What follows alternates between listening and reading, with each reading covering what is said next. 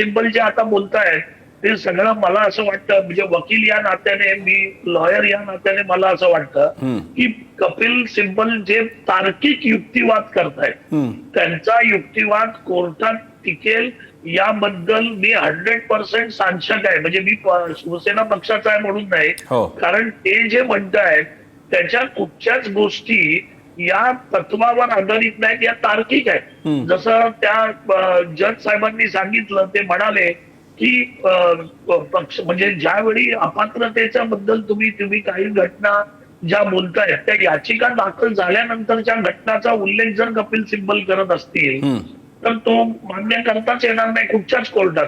त्याच्यामुळे ते काय होत नाही.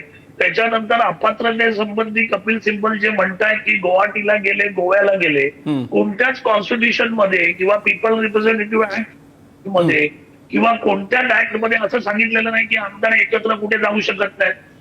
हा तुमचा मुद्दा आहे की गुवाहाटीला गेले किंवा गोव्याला गेले, अरे ते कुठेही जाऊ शकतात.